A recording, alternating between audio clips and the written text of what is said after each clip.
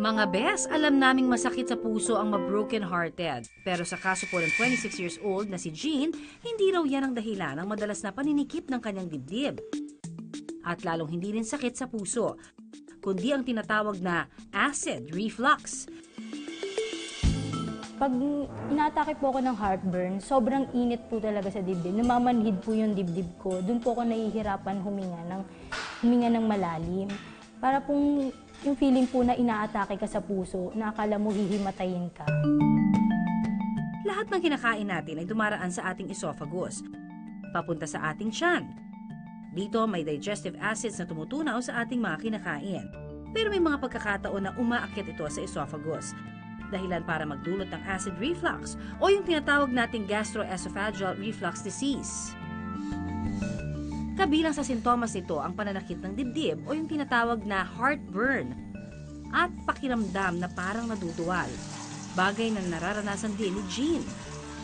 Nalalasahan ko po siya na medyo may mapait na maasim, yung mga ganun pong panlasa. Pero ano po, umiinit po yung sikmura ko pataas po.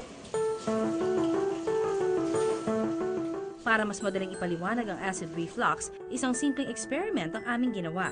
Kunwari, ang bote ng soft drink na ito ang ating stomach at ang laman nito, digestive acids. Ang mga candy namang ito ang ating mga kinakain. Kapag inihulog ang mga ito sa bote ng soft drink, tatalsik na parang fountain ang laman ng bote.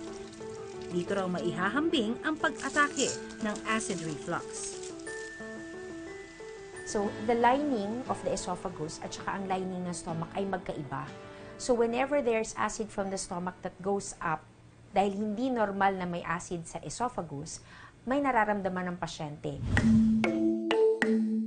Sa pamamagitan ng tinatawag na endoscopy, nalalaman kung nakakaranas nga ng acid reflux ang isang tao.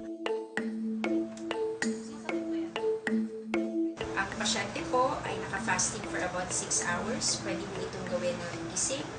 Pwede itong gawin na tulog ang isang pasyente.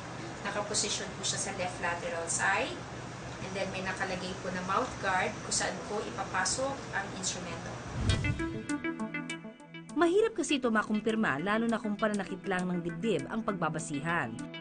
Di ba nga't mas madalas itong sintomas ng sakit sa puso? Pero kung tatanungin naman ang presidente ng Philippine Society of Gastroenterology na si Dr. Judith Gabasin Tongco, it's just that we call it heartburn kasi ang lokasyon niya nandito sa gitna na typically alam nating lahat ay lokasyon ng puso. But it's not actually your heart that is causing you the problem, but it is the acid in the stomach that goes up into the esophagus. may mga pagkaing madalas na nagdudulot ng acid reflux. Kabilang na ang citrus fruits dahil sa taglay nitong natural acids na mas lalo pang nagdudulot ng pangangasim ng sikmura. Para sa ilan, ang dairy products gaya ng gatas at keso nagdudulot din ng acid reflux dahil sa taglay nitong lactose. Pati na ang maanghang at mamantikang mga pagkain. Ang mga inuming may caffeine gaya ng soft drinks at kape pwede rin mag-cause ng acid reflux. Pero kung may mga pagkain nagdudulot ng acid reflux, may iba rin naman na pangontra nito, gaya ng aloe vera juice at apple cider vinegar. May taglay kasing enzyme sa mga ito na good for digestion. Pwede ring haluan ng 2 kutsarang baking soda ang isang basong tubig, tsaka inumin ng dahan-dahan. Nanuneutralize kasi nito ang sobrang digestive acid sa ating stomach.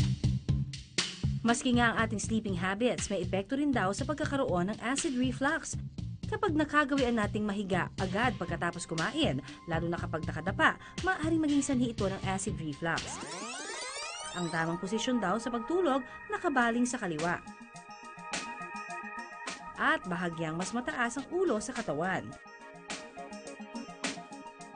Ang ating liver at gallbladder naman kasi ay nasa right side ng katawan.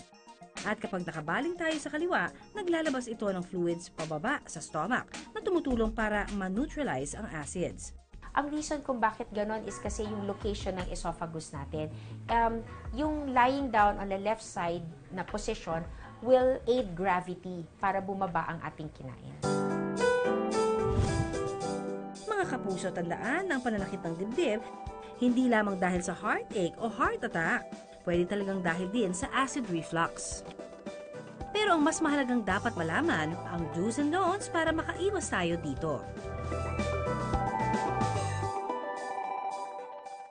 Maraming salamat sa pagtutok sa Pinoy MD. Para po sa iba pang kaalaman tungkol sa ating kalusugan, mag-subscribe na sa GMA Public Affairs YouTube channel. And of course, don't forget to hit the bell button for our latest updates.